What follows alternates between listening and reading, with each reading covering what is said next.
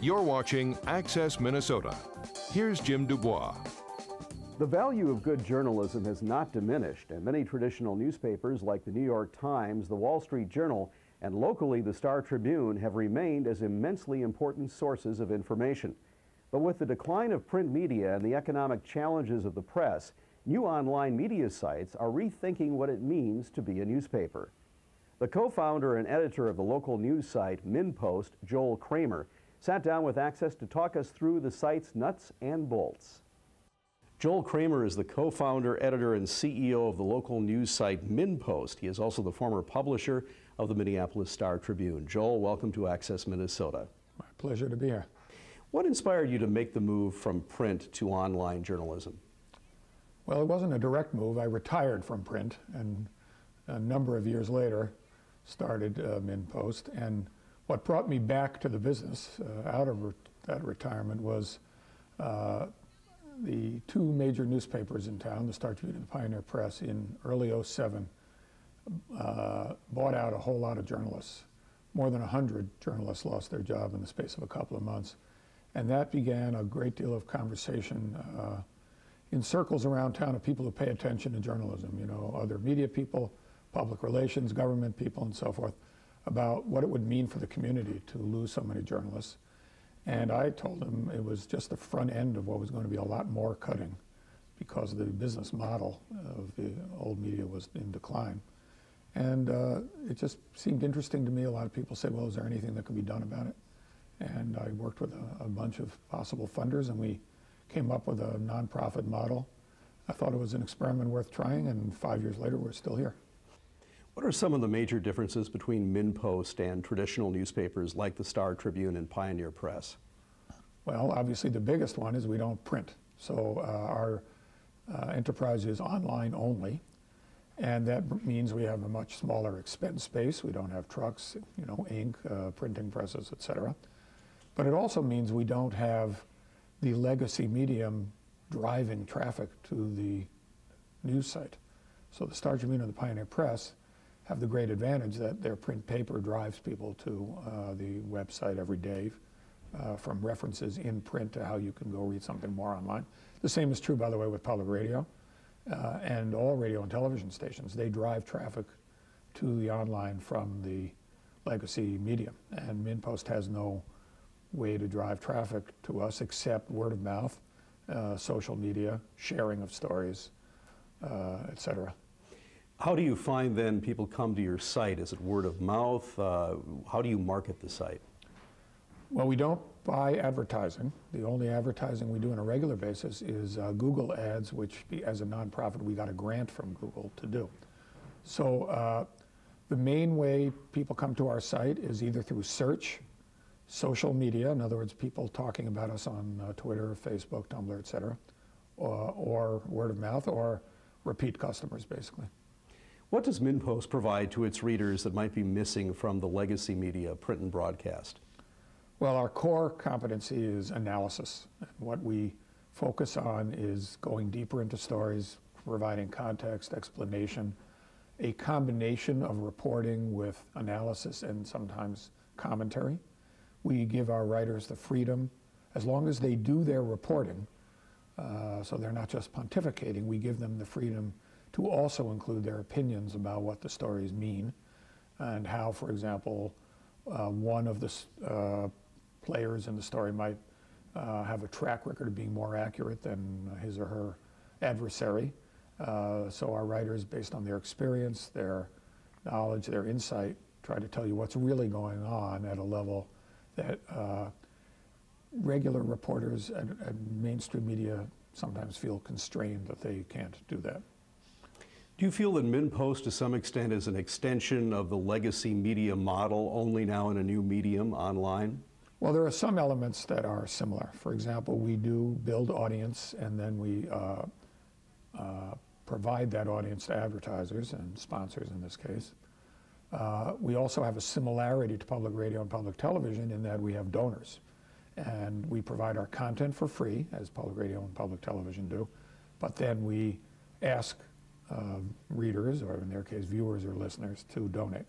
So we have some elements in common with the advertising-driven media, and some elements in common with the public media that get donors. How big is your readership, and has it grown substantially since you first went online? Yes, it's about triple where it was at the 6-month mark. And there are different ways to measure the traffic, a lot of ways online. But a couple that I like to use, one of them is unique visitors from Minnesota. Right now that's running about 120,000 a month. But probably a more realistic number is a number of the number of actual people who visit the site at least twice a month. We measure that through Quantcast, an independent measuring agency, and we estimate that number is now about 60,000. So we have about 60,000 people a month who come to MinnPost at least twice a month. There are many other measures, you know, page views are now over 1 million a month, and, but those are the ones that I think are the most valuable. Tell us about your tenure at the Star Tribune. At what point did you see the economic model changing for the Star Tribune? And was it a slow evolution, or did things happen more quickly than you might have anticipated? Well, I left the Star Tribune in 1998 when the Coles family, which I worked for, sold it to a public company in McClatchy. At that point, the business was still very strong, and the internet's impact on the business was minimal. We were making a great deal of money in those days. Circulation, paid copies were already down, and in fact had been going down slowly for 40 years or more all over the newspaper industry. But profits were still high, and we were able to keep hiring more journalists, and we were kind of at a peak in terms of staffing and revenues and profits.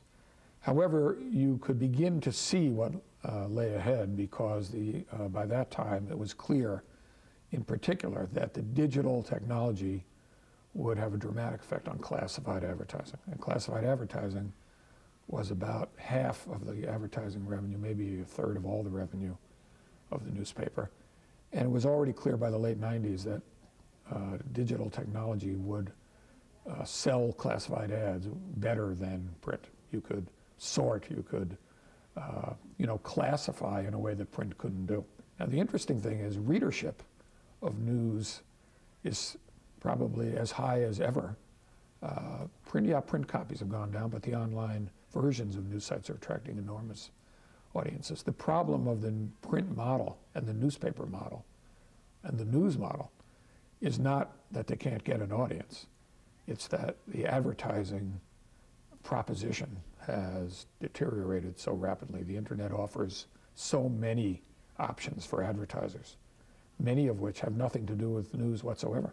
The biggest single advertising medium is Google, and they don't produce any news. Advertisers have been reluctant to invest the same kind of money in online ads as they have in more traditional ads on print and broadcast. Mm-hmm. How has MinnPost met that challenge? Have you found it difficult to charge the ad rates you think you deserve for the site? Well, I imagine no medium charges what they think they deserve, but we do get a pretty good rate at MinnPost, an average, effective cost per thousand rates, and that's because we're something of a boutique shop. So that means we have a very defined and attractive audience. We also have a limited amount of advertising inventory, so your ads are not mixed in with the clutter of thousands of other advertisers. And those factors, plus the environment of what the ads look like on the site, the fact that, for example, we won't run ads that roll across the screen and block your view, and we don't allow video on our site that's uninitiated, in other words, where you come to the website and all of a sudden you start hearing a video that you didn't ask to hear. Because we don't allow any of those things, we can get a high rate for our ads because we have a quality environment and a quality audience. Other sites kind of make it up in volume. Okay, sites like the Huffington Post, to some degree the Star Tribune, have enormous amounts of advertising. They have an enormous inventory. So the challenge for them is keeping the rates up when they have so much inventory. There are a lot of different models out there, and ours is more of this boutique model. When you were looking at the business model for MinnPost, it sounds like you took a pretty good look at the public broadcasting model. Did you steal some of their best ideas from MinnPost?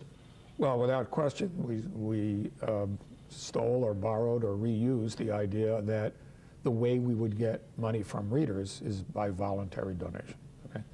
So this was 2007, it's 5.5 years ago that we started to look at this idea.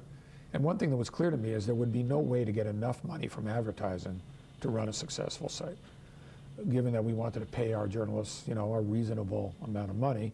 And we also are editor intensive, and we have a number of editors, and we pay them too. So we knew we couldn't get enough money just from advertising. So we said, well, how are we going to get money from readers? And back then, almost nobody was able to charge the reader directly.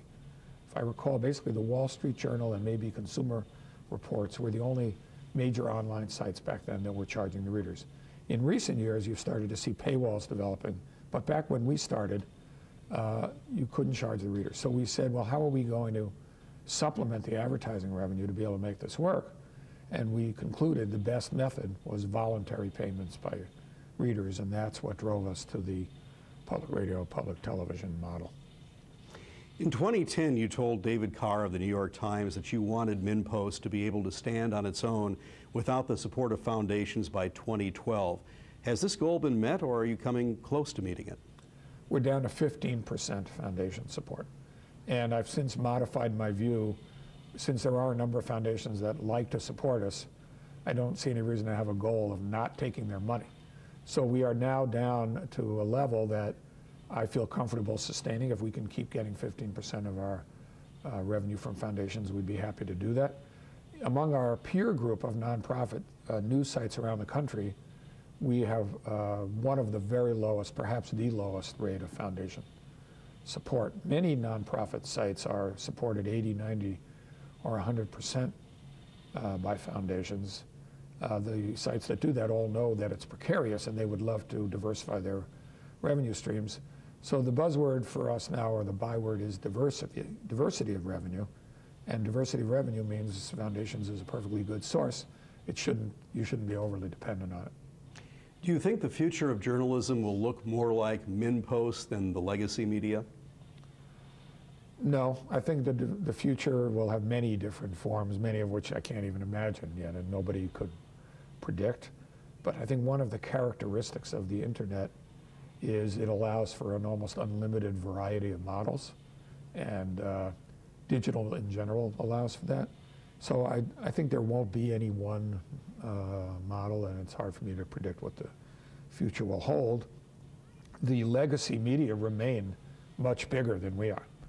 You know, and David Carr in that article, he was very nice to us and was very positive about what we do, but he described our finances as more like that of a successful taco stand than you know, a major media company.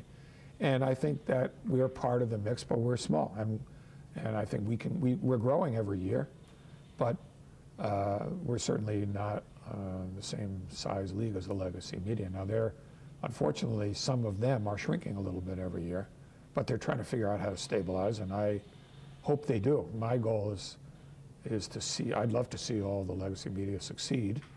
My interest is obviously in the success of MinnPost, but my first interest is in making sure there's a lot of good journalism in the community, and I think we need the legacy media to succeed. I think there's certainly room for MinnPost to get bigger too. Joel Kramer is the co-founder, CEO, and editor of MinnPost. Joel, thanks so much for joining us on Access Minnesota. It's my pleasure. That's all for this month's edition of Access Minnesota. Please join us again next month. Thanks for watching. Access Minnesota. Issues that matter to you. Join us again next week as we bring you the newsmakers and stories that shape our everyday lives. Access Minnesota is produced by the Minnesota Broadcasters Association in cooperation with the University of Minnesota's College of Liberal Arts.